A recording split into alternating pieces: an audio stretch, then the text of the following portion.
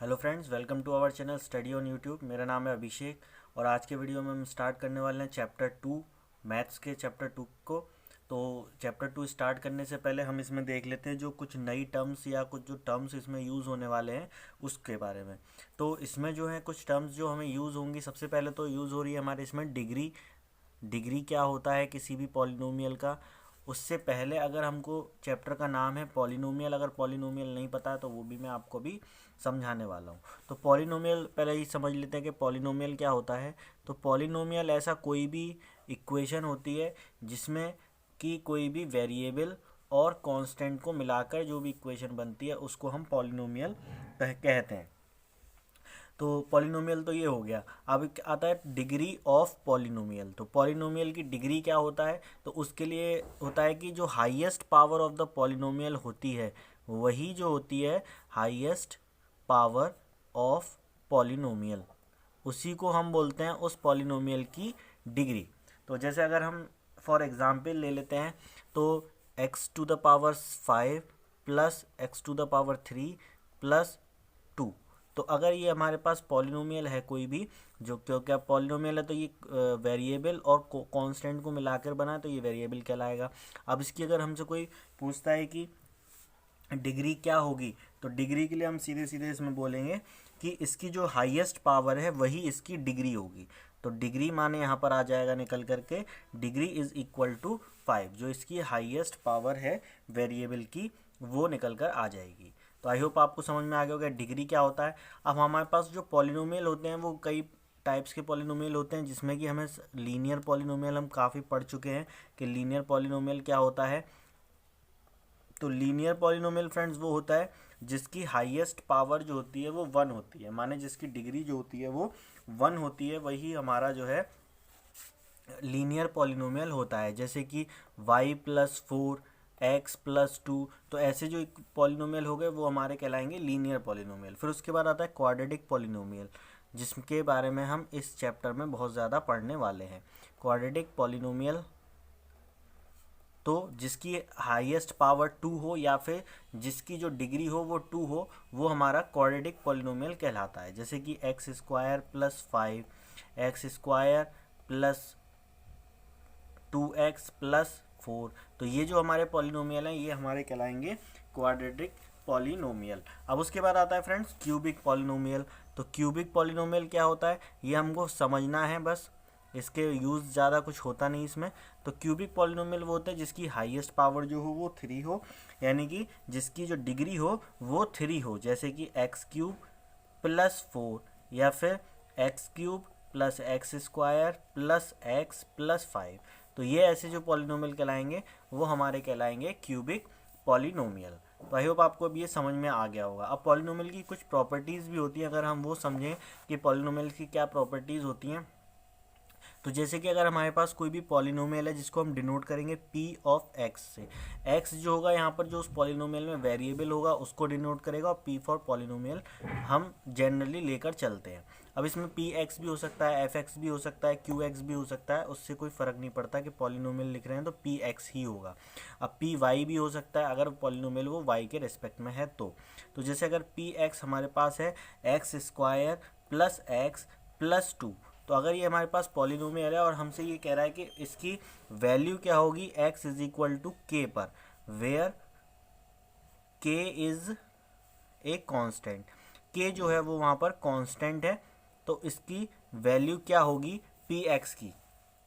तो इसके लिए बहुत ही इजी सा हम इसको क्या करते हैं, सिंपल हम x इज इक्वल टू के है तो ये हो जाएगा पी के, यानी कि जहाँ जहाँ पर भी हमारा के x आ रहा होगा उस जगह पर हम सीधा सीधा k को पुट कर देंगे। तो k² प्लस k प्लस 2, तो ये जो हमारी होगी पी के निकल कर आ जाएगा हमारे पास x इज इक्वल टू के, और पी एक्स की वैल्यू निकल कर आ जाती है। आई होप आपको भी ये समझ में आ गया होगा। सिंपल है ये, कुछ भी नहीं, इसमें हम सिर्फ जो वैल्यू पुट करते हैं उसको हम इस तरीके से शो करते हैं। ठीक है फ्रेंड्स। अब इसमें आता है ज़ीरोज़। तो ज़ीरोज़ क्या होते हैं या फिर रूट्स क्या होते हैं, तो ज़ीरोज़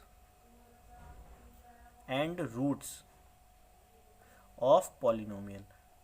तो zeros and roots of polynomials क्या होते हैं, तो उसके लिए कुछ नहीं, जो हमारे पास पॉलिनोमियल है उसको ऐसी कोई वैल्यू पुट करने पर जिस उसका आंसर ज़ीरो आ जाए, तो ऐसे हम वैल्यू को जो है उसका ज़ीरोज़ या फिर उसके रूट्स बोला जाता है। समझ में आ गया फ्रेंड्स? तो जैसे कि अगर हम एग्जाम्पल लें इसी का ही, तो हो जाएगा P X is equal to X square plus X plus two. तो अगर हमसे ये पूछा जाएगा कि इसमें जो है क्या वो है, x की क्या वैल्यू लें कि ये जो है वो हमारा ज़ीरो बन जाए, तो जो ऐसा कोई भी नंबर होगा जो इसमें ज़ीरो रखने पर पुट होकर ज़ीरो आ जाएगा, ये वही हमारा जो है वो इसका ज़ीरो हो जाएगा या इसके रूट्स हो जाएंगे। तो अब आगे बढ़ते हैं। इसमें क्या होगा कि अगर हम अब आता है इसमें कितने ज़ीरोज़ होंगे, हम कैसे पता लगाएंगे किसी भी जो पॉलिनोमियल है, how many zeros does a polynomial have.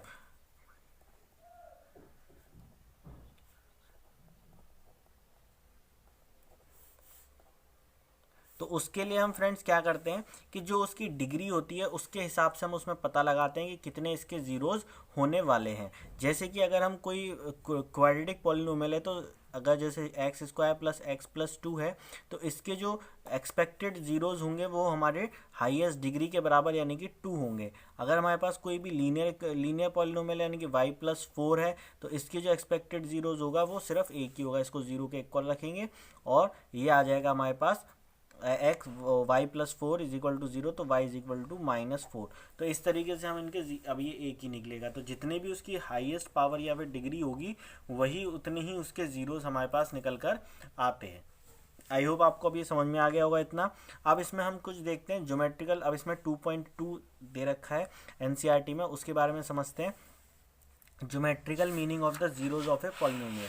Geometric meaning क्या होता है किसी भी पॉलिनोमियल का, जो अगर हम ज्योमेट्रिक मीनिंग्स देखें पॉलिनोमियल के लिए तो उसमें क्या होता है वो, तो अगर हम देखेंगे जैसे y प्लस फोर है, तो y प्लस फोर का अगर हम ज्योमेट्रिकली इसको शो करेंगे तो ग्राफ इस तरीके से बनेगा इसका y प्लस फोर का,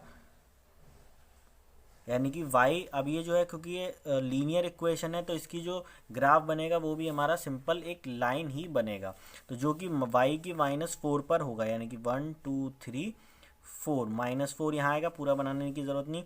अब ये जो होगा यहाँ से जो लाइन ये जा रही होगी वही हमारी y plus four is equal to zero की लाइन होगी। इसी तरीके से अब हम जो पढ़ेंगे वो इसमें पढ़ते हैं क्वाड्रेटिक पॉलिनोमियल।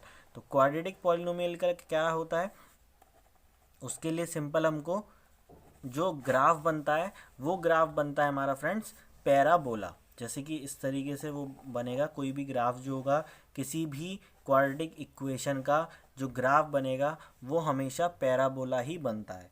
पैराबोला किस फॉर्म में होता है, पैराबोला जो होते हैं वो इस तरीके से बनते हैं, ऊपर माउथ हो सकता है, नीचे हो सकता है, लेफ्ट राइट इधर, ऐसे इस तरीके से जो ग्राफ बनेगा। जैसे कि अगर हम इस पे ग्राफ पे बना के देखें तो या तो ऐसे भी बन सकता है कोई ग्राफ, तो ये हमारा जो शेप होता है इसी को हम पैराबोला कहते हैं, या फिर इस तरीके से भी बन सकता है कोई ग्राफ, तो ये भी क्या होगा हमारा पैराबोला ही होगा। अब ये जो ज़ीरोज़ अब हम देखते हैं, तो अगर हमारा पी एक्स है तो पी एक्स में हम देखा जाएगा तो वो एक्स को कितनी बार या फिर कहाँ कहाँ कट कर रहा है वो ग्राफ में एक्स एक्सिस को, वही हमारे उसके ज़ीरोज़ कहलाते हैं। जैसे कि अगर ये एक्स और यहाँ देखें तो इसके जो ज़ीरोज़ होंगे वो ये दोनों हो जाएंगे। इसी तरीके से हम पता लगाते हैं, यही हमारा ज्योमेट्रिकल रिप्रेजेंटेशन होता है ज़ीरोज़ का, क्योंकि ये एक्स स्क्वायर होता है तो हमेशा दो वैल्यूज़ ही निकल के आएंगी, इसकी सिर्फ एक पॉइंट निकल कर आता है जहाँ पे ये एक वैल्यूज़ होती है, तो उसको हम इग्नोर अभी नहीं देखेंगे, अभी इग्नोर कर देंगे। उसमें हमको हमेशा एक्स की दो ही वैल्यूज़ निकल कर आती हैं। अब इसके बाद हमारी समझ में आ गया, अगर ये हमसे बोलता है कि पी वाई, अगर हमारा जो ग्राफ है वो पी वाई के फॉर्म में है, तो उसमें हम ये सिर्फ इतना देखना होता है हमको कि वो वाई पर कहाँ कट कर रहा है। तो वाई पर अगर हम इसको ही देखें तो वाई पर इस जगह कट कर रहा है और ये वाला इस जगह कट कर रहा है, तो ये जो होंगे ये इसके ज़ीरोज़ होंगे। आई होप आपको अब समझ में आ गया होगा। अगर पी वाई का होगा वैसे वो इस तरीके से ग्राफ बनेगा या फिर इस तरीके से बनेगा, तो उसमें भी दो जगह कट वो होते जाते हैं। तो ये जो होता है हमारा इस तरीके से ये क्वाड्रेटिक इक्वेशन में देखा जाता है। तो अगर हम अब एक्सरसाइज 2.1 इसी में देख लें तो बहुत ही इजी क्वेश्चन है उसके भी, हमको सिर्फ यही बताना है कि उसमें कितने ज़ीरोज़ हैं या नहीं। तो आइए अब देखते हैं क्वेश्चन नंबर 1 एक्सरसाइज 2.1 का। तो फ्रेंड्स देखते हैं अब क्वेश्चन नंबर 1 इसका एक्सरसाइज 2.1 का एक ही क्वेश्चन है, लेकिन उसमें पार्ट कई सारे हैं। तो फर्स्ट पार्ट इसका देखते हैं। इसमें हमसे पहले क्वेश्चन पढ़ लेते हैं। The graphs of y is equal to P X are given in figure 2.10, इसमें दिए हुए हैं। तो इसमें हमसे पूछा है for some polynomials P X find the number of zeros of P X in each case. तो हर एक केस में पी एक्स का हमको जो है जीरोज बताने हैं, कितने हैं, कौन कौन से हैं। तो आइए इसमें देखते हैं। पी एक्स के जब भी जीरोज हमसे पूछा, अभी मैंने आपको बताया वीडियो में कि जब भी पी एक्स के पूछेगा तो हम ये देखेंगे कि वो एक्स पर कहाँ कहाँ कट कर रहा है, और पी वाई के पूछता है तो हम ये देखते हैं कि वो वाई के एक्सेस पर कहाँ कहाँ कितनी बार कट कर रहा है। तो ये हमारा हो जाएगा। अब इसमें पी एक्स का पूछा है तो सबसे पहले पी एक्स का फर्स्ट देखते हैं। तो इसमें कितने जीरोज हो जाएंगे, क्योंकि अब इसमें क्योंकि एक भी जगह पर कट नहीं कर रहा है तो इसके जीरोज जो हो जाएंगे वो नो जीरोज हो जाएंगे। ठीक इसी तरीके का से अगर सेकंड में देखते हैं तो सेकंड में एक्स एक्सिस को ये सिर्फ एक जगह कट कर रहा है तो इसलिए इसका हो जाएगा 1 0। अब इसी तरीके से थर्ड में देखते हैं तो 1 2 3, तो यानी कि ये 3 जगह कट कर रहा है तो इसलिए इसके 3 जीरोज हो जाएंगे। अब इसको फोर्थ पार्ट देखते हैं इसका। तो फोर्थ पार्ट में है कि एक्स को कितनी जगह कट कर रहा है, तो 1 और ये 2, तो इसके कितने जीरोज हो जाएंगे, 2 जीरोज हो जाएंगे, 2 जीरोज। अब इसी तरीके से इसको देखते हैं तो फिफ्थ वाला 1 2 3 और ये 4, तो इसके हो जाएंगे फ्रेंड्स 4 जीरोज।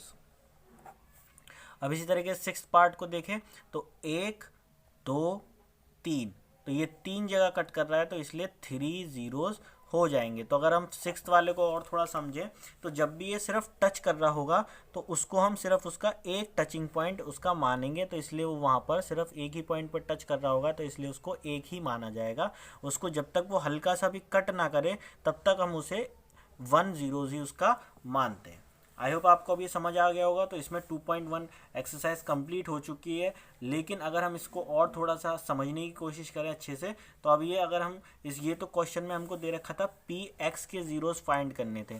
तो अगर हम ये देखें कि पी वाई के अगर जीरोज फाइंड करने होते तो इन्हीं सब में हम कैसे फाइंड करते, तो एक बार समझ लेंगे तो और अच्छे से आपको ये समझ में आ जाएगा।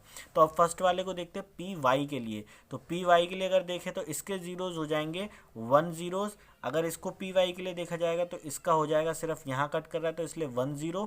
अगर इसको देखें तो यहाँ पर एक जगह कट कर रहा है तो इसलिए ये भी हो जाएगा 1 0। अगर फोर्थ वाले को देखें तो कहीं भी कट नहीं कर रहा है ये, तो इसलिए इसके नो जीरोज हो जाएंगे पी वाई के लिए। इसी तरीके से इसमें देखें तो एक जगह कट कर रहा है तो इसलिए 1 0 हो जाएगा इसका भी, और यहाँ पर भी वाई एक्सिस को सिर्फ एक जगह कट कर रहा है तो इसीलिए इसमें भी इसका 1 जीरोज हो जाएगा पी वाई के लिए। आई होप आपको अभी समझ में आ गया होगा काफ़ी अच्छे से।